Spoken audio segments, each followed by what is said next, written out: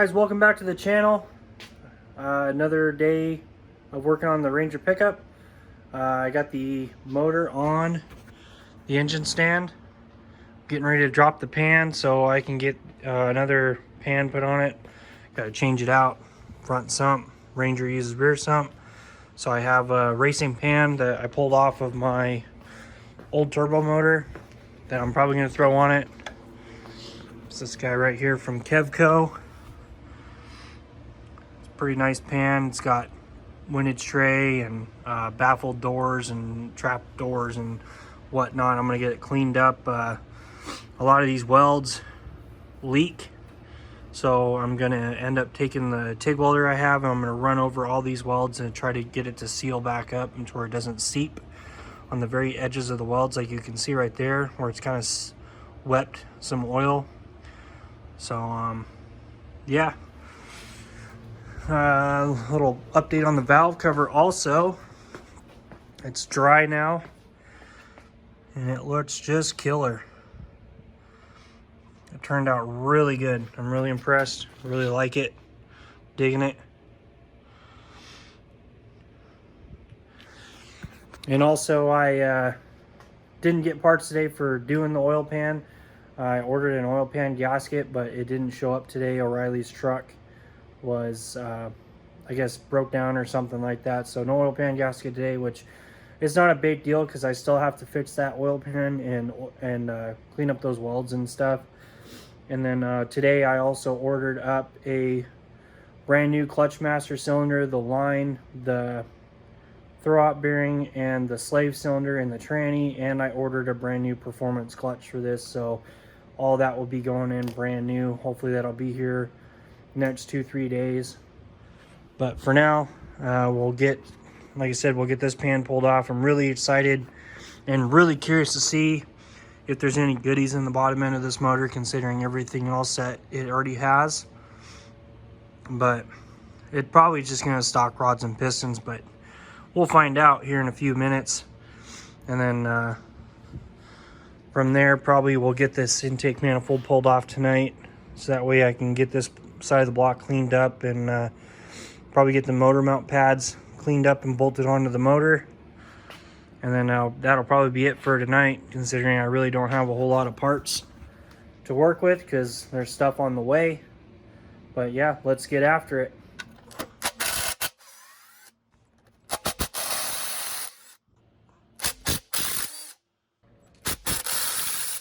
All right, so I got the pan dropped. Let's check this out. By judging, it looks like this has got stock rods. Yeah, that says Ford right there, so stock rods for sure. I haven't really shined a light in there yet to see if it's got aftermarket pistons. I'm sure they're probably just stock pistons. Looks like stock bolts. So yeah, I bet you the bottom end's just completely bum stock in this thing. Let me see if I can find a light. That'll work. Let's see what we can see up in there.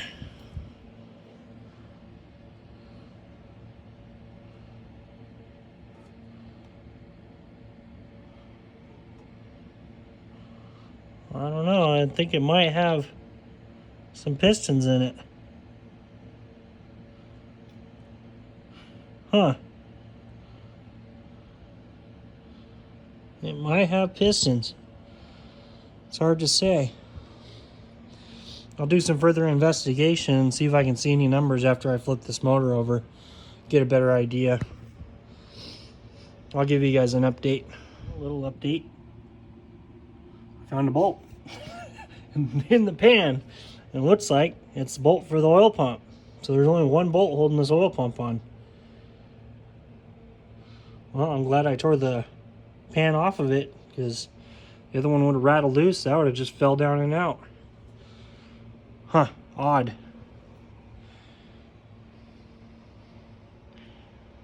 Yeah.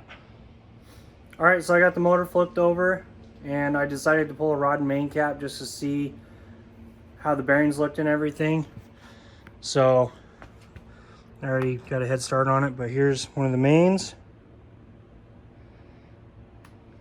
Yeah, let's get over in some better light. They look really good. They're standard. I mean, there's some light wear over there on the side, but that's just the coating. Nothing to be too concerned about at all. Set that guy back there, and then let's pull a rod. I mean, this rod bearing looks brand new. And again, it's standard too. So, looking really good.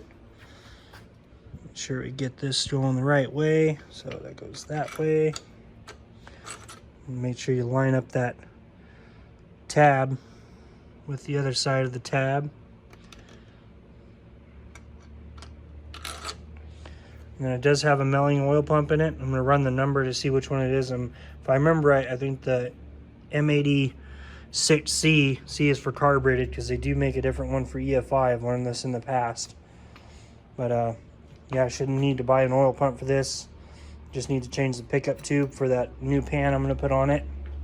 But I'm going to go ahead and probably crack loose all these other rod and main bolts, just for my own knowing that they're going to be torqued to spec, because I never built this engine, so I don't know what they were torqued to. I would assume they're probably torqued to spec, but just for my own knowing and my own well-being, I just want to know that they're torqued.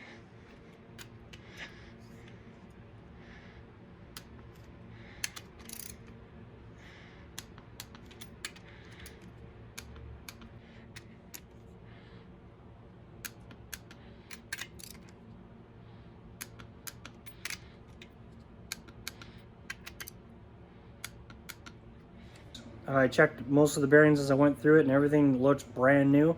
I went ahead and went back through and re-torqued down everything. Rod bolts are 36 pounds final torque, and the main bolts are 90 foot-pounds, same as the head bolts. Everything torqued down great. Like I said, all the bearings looked awesome. I did go online, and this is a carbureted style oil pump, so there is a difference for some odd reason. I don't know why, between the carbureted and the fuel injected oil pump for these 2300s. Again, I don't know why. If somebody wants to leave a comment as to why there's a difference, but so yeah, I did check, and it is a carbureted one. So yeah, everything's all torqued back down. Everything, like I said, looked great. I'm really impressed with how clean this motor is. I mean, even the crank is like super clean. So I don't think it was rebuilt very long ago. I bet you this motor probably doesn't even have like 2,000, 3,000 miles on it based on how new it looks. I mean, the rod bearings, as you saw, they looked amazing. Everything's standard. That's really good. So yeah, this is pretty exciting. I'm excited. All right, so I got the pan pretty much repaired, but bummer part about it is you set this on the motor, none of the bolt holes really match it from side to side, and then I don't know if you guys can see that, but this pan is tweaked. I mean, I can try to get these bolt holes to line up. If you look, I mean, it's tweaked. I would have to sit there and just squeeze the hell out of it just to try to get these bolt holes to line up, and it ain't gonna happen. I have a stock rear sump that came off of my Mustang. This was my stock pan before I upgraded to that one. But I guess we'll just have to use this one, because I know this one's gonna fit right. So, another little update. But I'm gonna call it a night. It's about 10:30. So it is what it is. Nothing I can do about it. At least tomorrow I'll have a pan gasket, so I'll get that pan cleaned up, and then that way I can put it on. We'll flip the motor back over, and we'll work on the intake side tomorrow. Pull the intake manifold off, pull the carb off, pull the fuel pump off, put the fuel pump block off plate on it, and then we'll bolt the motor mount pads to the motor. And then from there, we're going to be pretty close to being able to put it back in well, not put it back in, but put it in the truck. So hopefully in the next couple days I'll be able to put the motor in the truck, which will be pretty awesome. So, well, with that, I will see you guys tomorrow. Alright, so it's the next day. I went and got my new pan gasket. Here it is, one-piece pan gasket for the 2300. So this engine used to take the 4-piece pan gasket, and what I read is all you got to do is put silicone in the corners of the front cover and the rear main cap, and supposedly you can use the 1-piece. So I'm hoping that's true, because I'd like to get away from that 4-piece just because it's a pain in the butt to try to set up and everything. But yeah, so I'm gonna get the new rear sump pan cleaned up, the stock one pretty much, and we'll get the pickup tube bolted to the oil pump, and then I need to find another one of the oil pump bolts, the mounting bolts that holds the oil pump to the block. I'll probably have to go look through my spare stuff. On the stock pan they have some rails that go right here to try to help reinforce this, to make it to where when you tighten it all down, it's all uniform and, you know, all even, instead of you're tightening down, you know, on these individual points.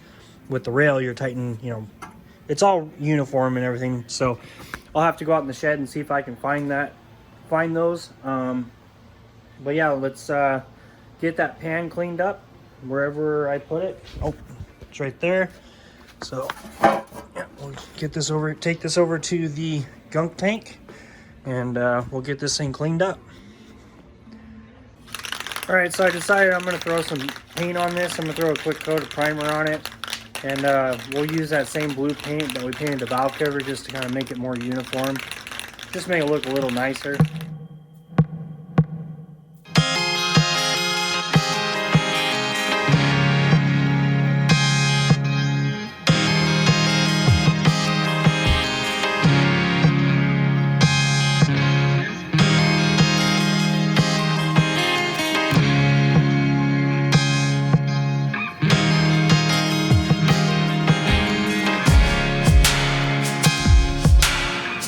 Alright, so I'm having to modify my little bracket, reinforcement bracket I made on my old motor.